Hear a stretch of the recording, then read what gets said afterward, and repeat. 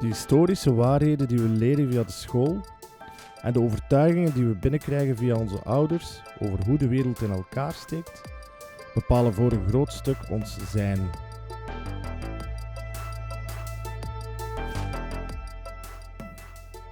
We stellen die verhalen weinig tot niet in vraag, zelfs als de wetenschap ze ontkracht.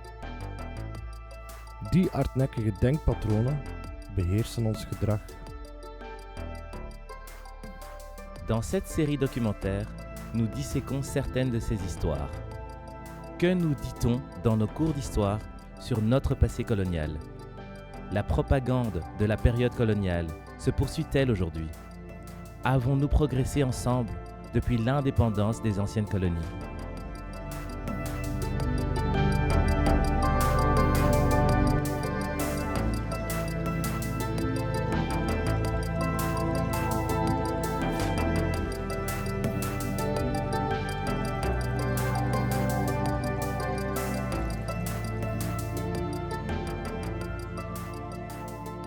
Can we create African contents, whether it is pictures, online contents that we teach? You talk about animals, we cite examples of animals that we have here. Not teddy bears. I've never seen a teddy bear. I don't know if it's something living. But can we use examples of animals we have here?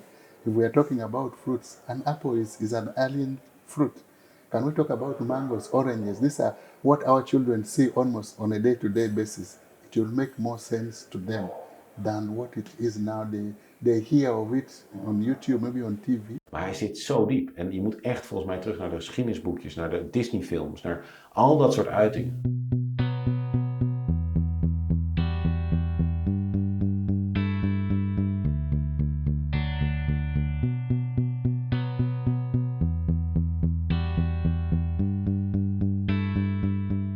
The one thing I would change is the curriculum. Because I have studied this curriculum of ours right from primary level, lower secondary, higher secondary, university.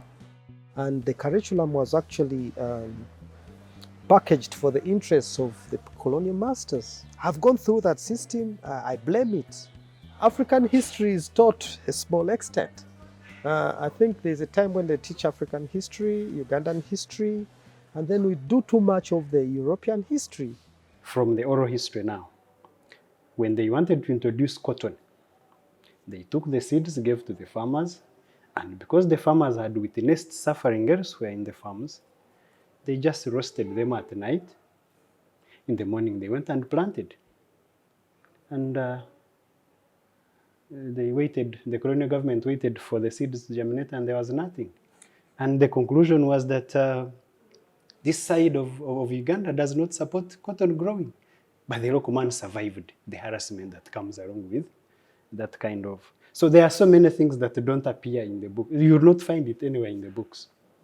Sometimes you see we run out from the truth. If there was harassment on the farms, then it should be mentioned. Why is it not mentioned, do you think? We are not the ones who wrote these books. One of the other things is whether really decolonization is possible when there is a foreign hand. For example, here in Uganda, there is a foreign hand on the curriculum reform, and also the government really has a hand. So it really becomes a bit challenging to say that we can really be decolonized. So if you look at that colonial inherited curriculum, there is not too much to the student to think out of the box. In other words, it's training them to replicate the history of Europe in Uganda, other than studying something, problem-solving strategies that are going to help us move forward. So we need to look at that in trying to solve the challenges that we have in Africa and that are relevant to us in Uganda.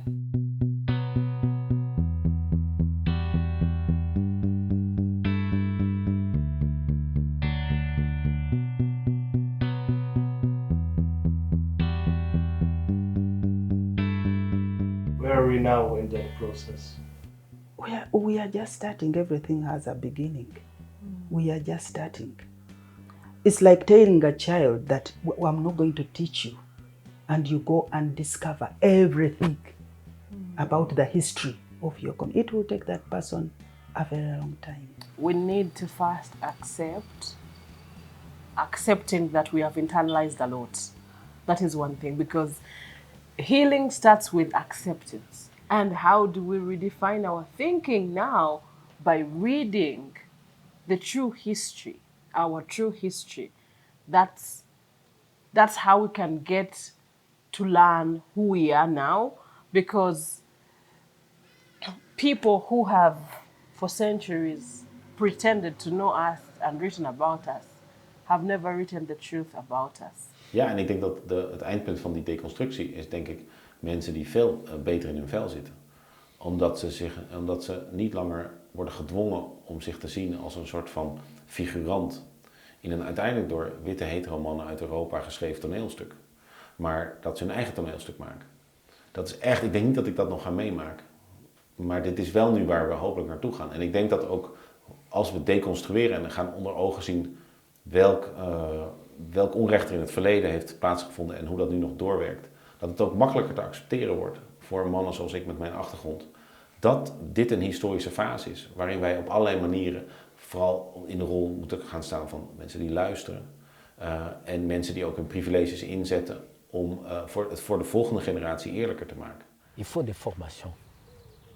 Tu ne peux pas déconstruire juste comme ça. Parce qu'il faut apporter des corrections à travers l'enseignement. Il faut l'enseignement de l'histoire est très important.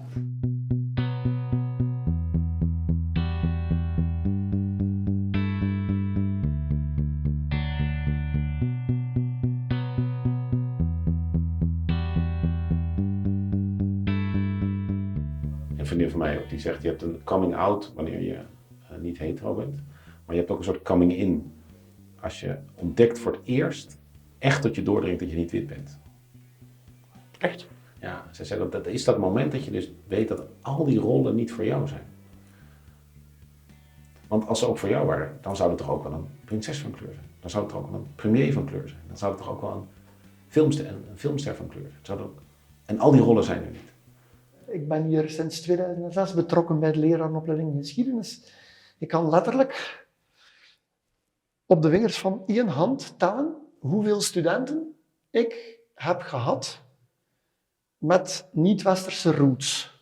Nou, het is ook dat leraar is in ieder geval in de Arabische wereld geen hoog aangeschreven beroep. Dus jij immigreert niet in de hoop dat je kinderen leraar worden. Want die worden zo weinig betaald dat ze hetzij niet kunnen leven ervan, hetzij kinderen moeten gaan afpersen. Dat is wat een leraar doet in de Arabische wereld. Dus je wil dat hij ingenieur wordt, advocaat, dat soort dingen.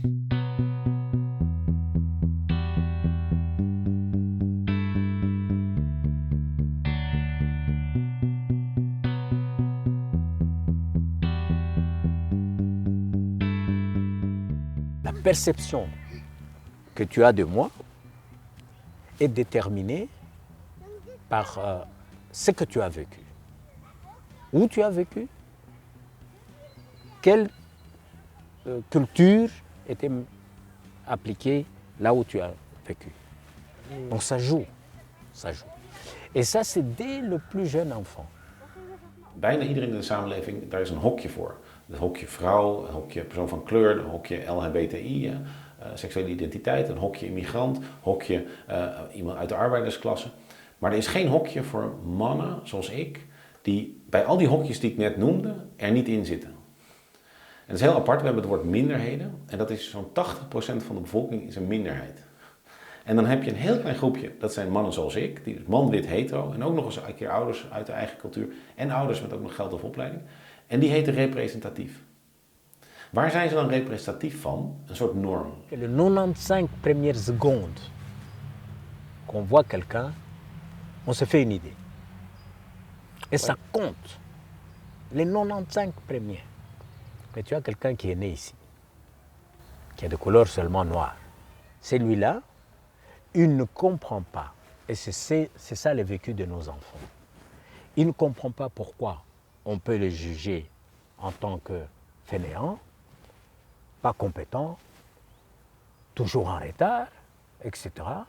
Quand vous connaissez bien l'autre, en tout cas, il est difficile de vous autoriser cette condescendance. Alors il faut aider dans l'enseignement, à faire sauter les préjugés. Mais c'est un travail de longue haleine. Hein? C'est pas évident de faire ça du jour au lendemain. En ik denk waar je uiteindelijk van af wil, is othering. Niet zozeer mannen, witte, al dat soort determinaties, maar alle vormen van othering. Maar othering vindt altijd plaats, bijna altijd plaats, vanuit de macht.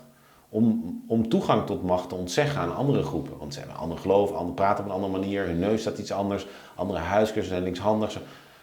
Maar dat is het probleem, dat othering.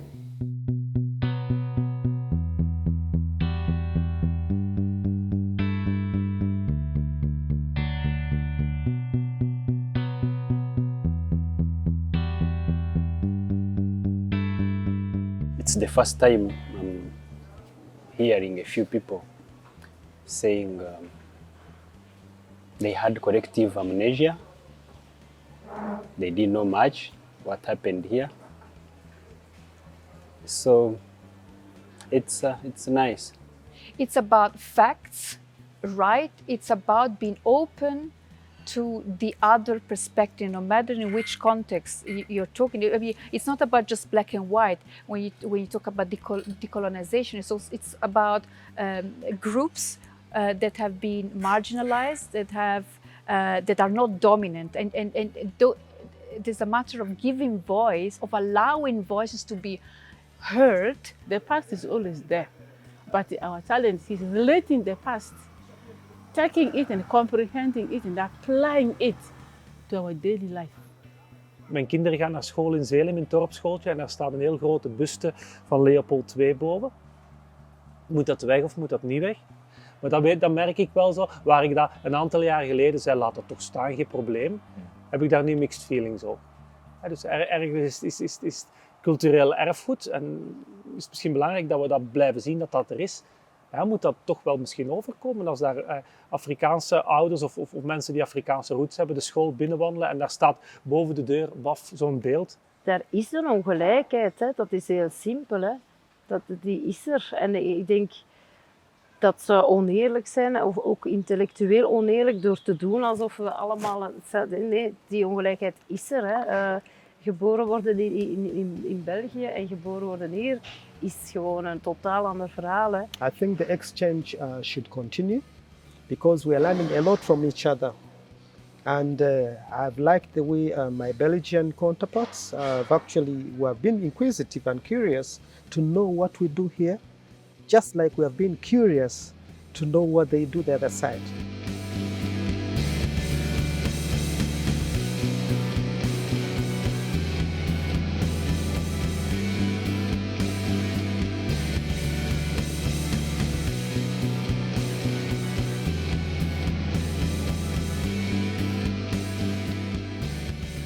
We are still on a journey, I think, all of us, to start thinking differently about world history. It's not European history. Because what we have learned is that what it is. And we look at history through European lens. If we look at maps, world maps, clearly designed by Europeans. And so that's how we look at the world. But I think there is a strong movement right now around the world. And that's changing that, is trying to change that. It's a long process because a lot of forces are either with or against you in this journey.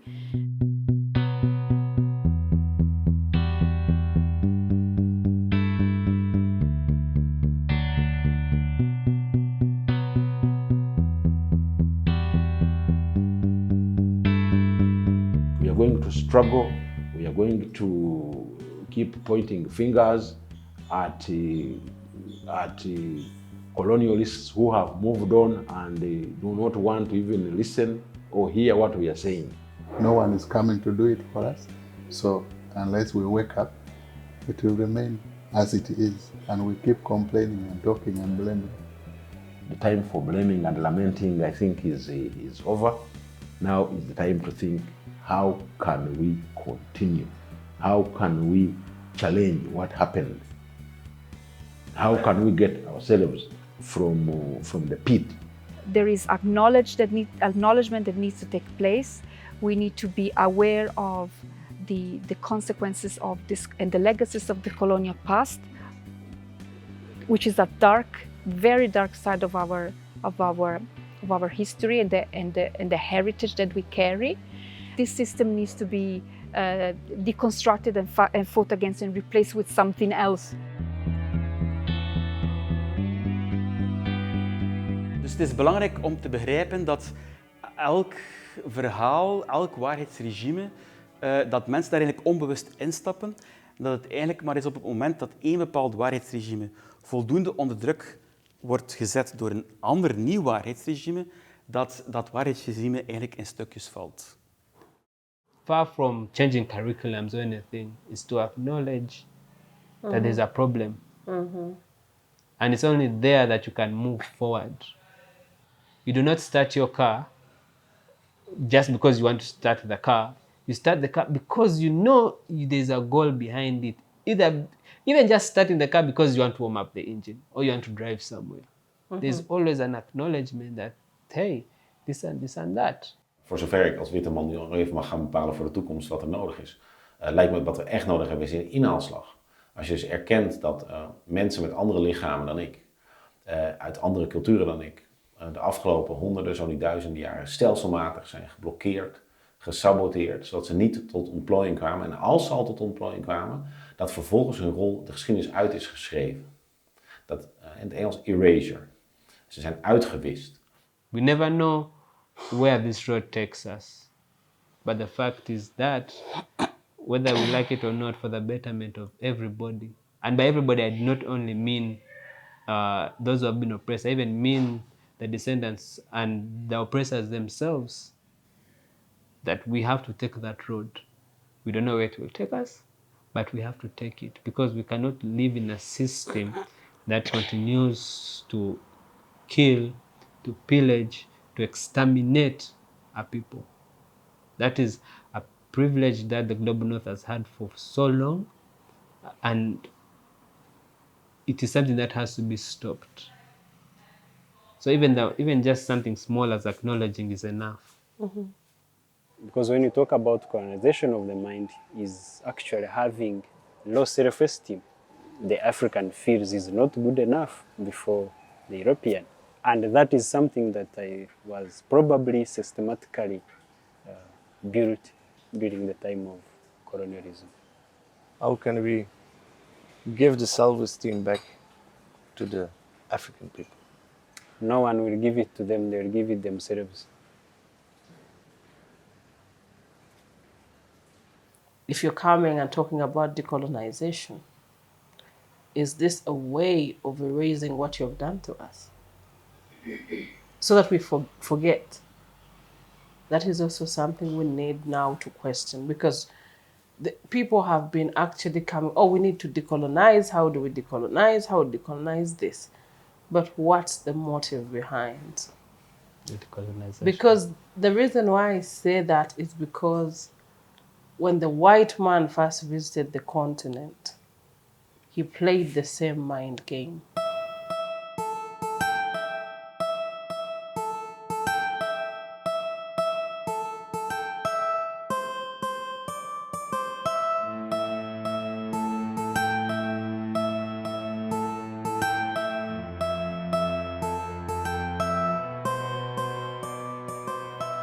But I think me as a person, I have to first decolonize my mind. And the process has started. And I'll transmit it to my students first, my colleagues that I can talk to, and eventually I think it will trickle down to other people. But like I said, I may not have much impact as an individual, but progressively, I will sow a seed. Dus Shell was nooit Shell geworden zonder het koloniale apparaat dat kon worden ingezet om op de voorwaarden van Shell olie daar te gaan winnen. Maar dat de uitbuiting uit het verleden doorwerkt in de oneerlijkheid in het heden, ja, je moet wel heel blind zijn om dat niet te willen zien. Il est nécessaire de pouvoir connaître l'histoire. Ça vous permet aussi d'avoir une certaine tranquillité, c'est un savoir supplémentaire qui fait du bien en fait. So there is that kind of you know, belonging. Why do you belong? I belong here. Just in Buganda, say, what is your clan? My clan is different from other people. But we work in collaboration, united in diversity.